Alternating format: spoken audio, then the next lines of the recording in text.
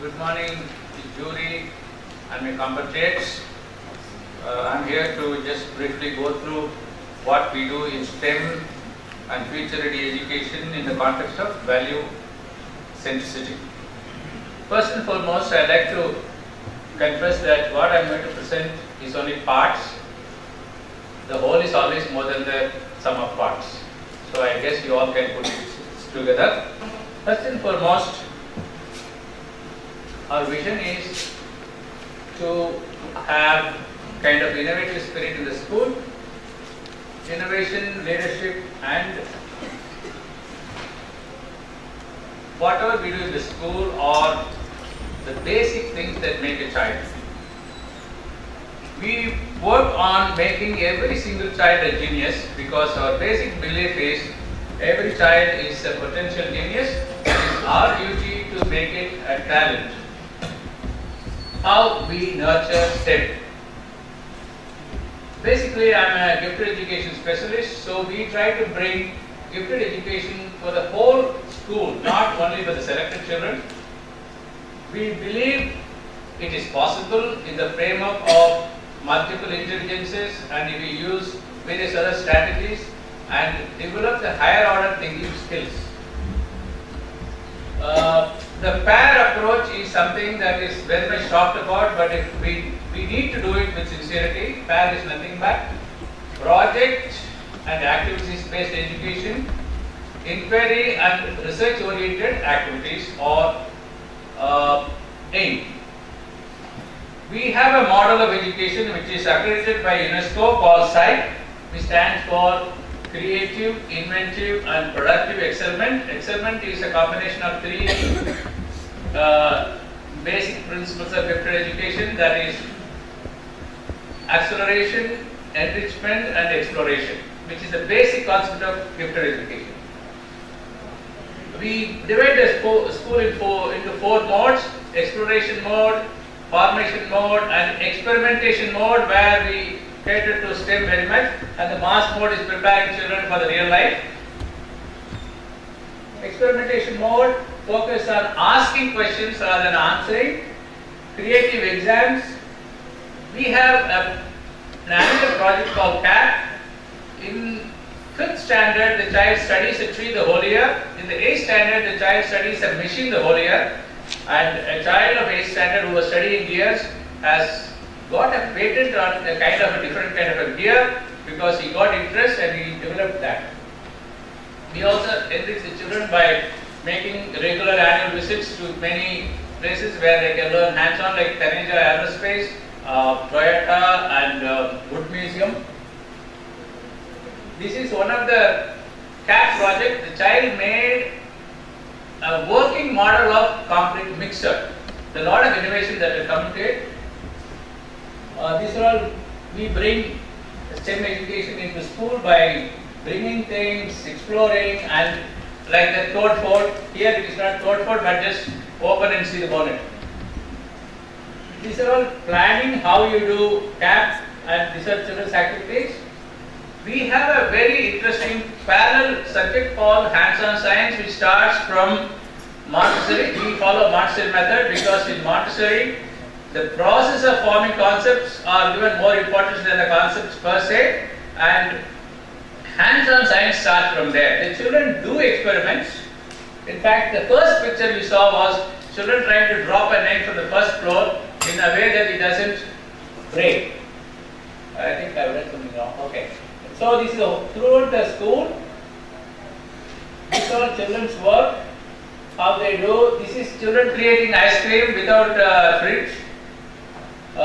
We have a lot of activities in assembly. They come out with constants, synapse science which studies the brain. We have divergent thinking. These are all the hands-on science classes, divergent thinking classes. We have academies where selected children take up advanced work like Raman Cub Inventors Academy, Ramanujan Mathological Academy, Biotech Academy, iTech Academy. This happens once a week. We had a Nobel laureate as a parent who was surprised to see the last page of a school brochure which says we are interested in producing Nobel laureates and Nobel champs. That's what we are working on. Team-based worksheets. These are hands-on activities. I come to the laws. We very much believe in innovations. We have an iPad lab for junior children which got Punjab government award. So we are one of the top 10 schools in asset score. These are the scores for the last 5 years. And we very much believe in children being educated, whatever they are educated in a context of a culture which is abstracted to values by themselves. Thank you very much for my 5 minutes plus. Thank you. Questions from the jury? You have mentioned that you are organizing visits to the industries. First of all, what is the basic purpose of that? What do you think the students are gaining out of it? The children study a machine the whole year.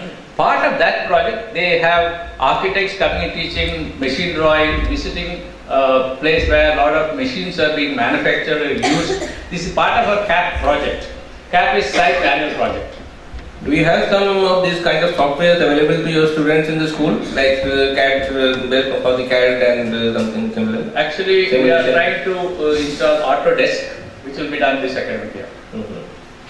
And these visits are very regular? What is the It is regular. It has, every child goes, when they come to 8th standard, they go to a machine. In the 5th standard, they go to a wood museum. In 7th standard, they go to Andaman cellular jail. It's like that. It's planned like that every year.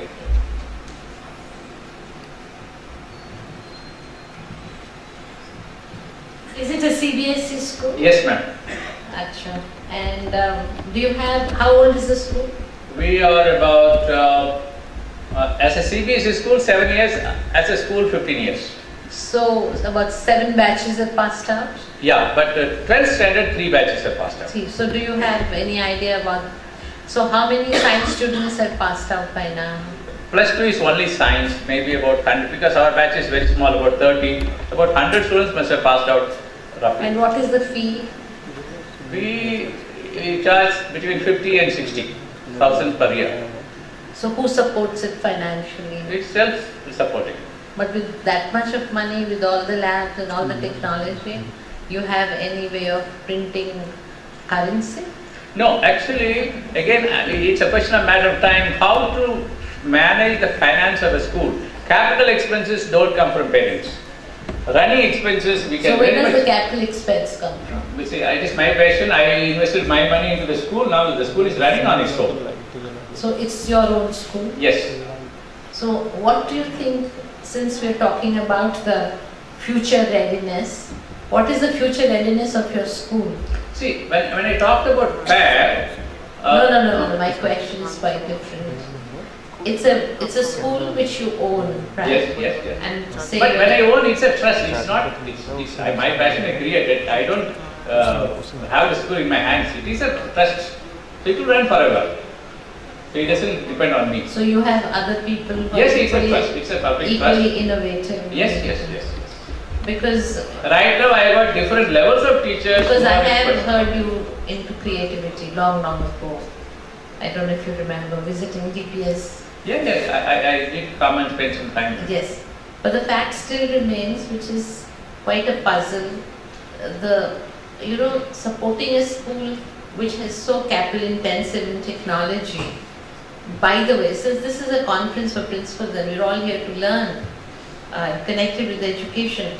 So, how did you sort of finance your school? See.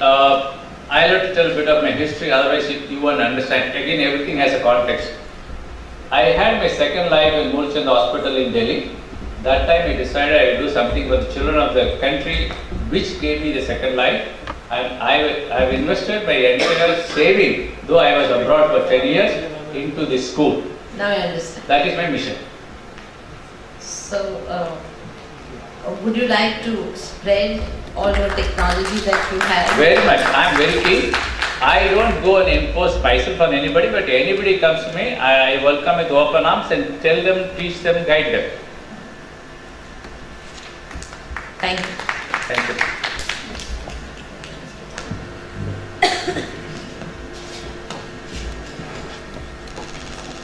I think the biggest value which you are interpreting in your students is the last line which you said, I don't impose myself on my students. I think the biggest value can be that, right? I have some questions regarding when you say that we are an open and transparent school. Right, it's one line written here.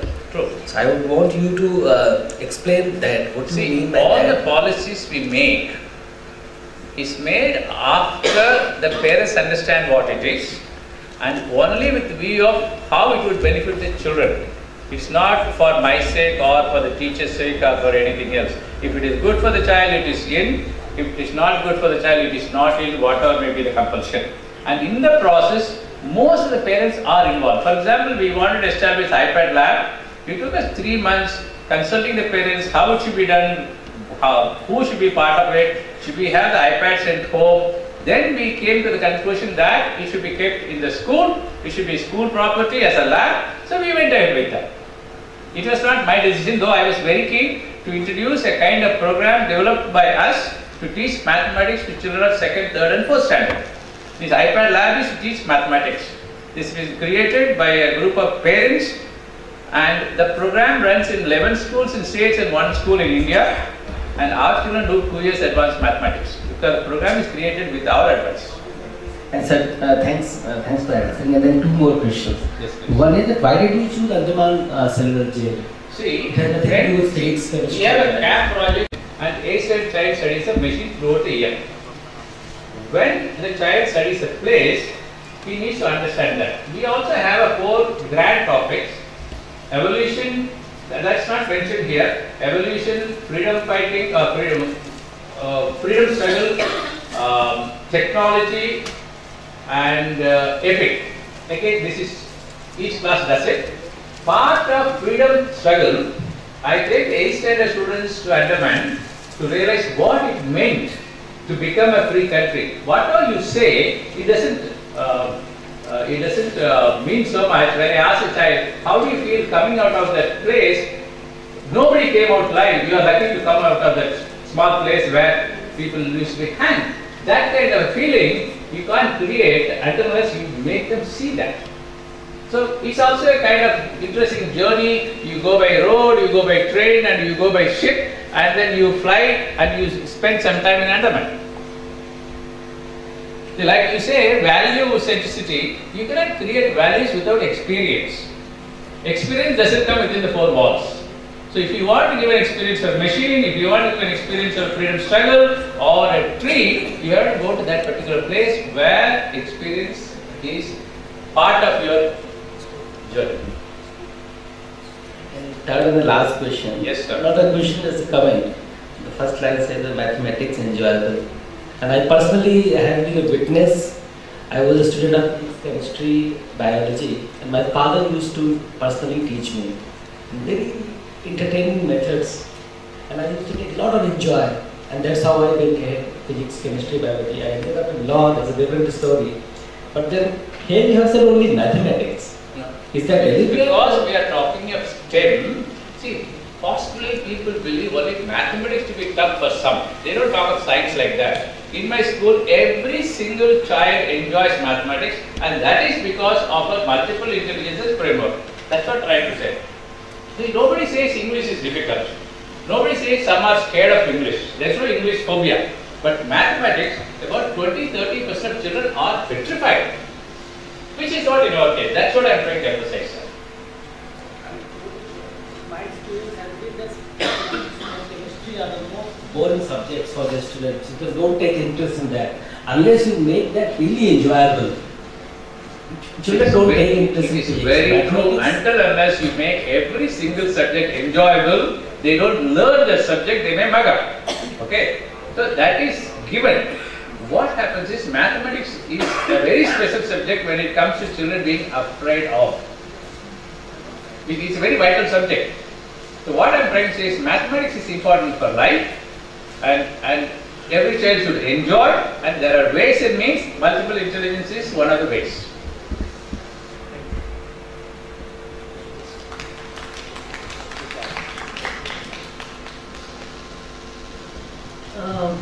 There is a small question, a query rather. The name of the school, Gear Innovative. international school. So, what does GEAR in this case mean? GEAR stands for Gifted Education and Research. Okay. Innovative because we have hundreds of innovations. If you permit me, I'd like to give an example. See, chess is normally an individual game. One plays with other. You would not have heard of a team playing with other team. But in our school, there are ways of making teams play against other. We have got a huge board fixed on the wall. They make one move a day.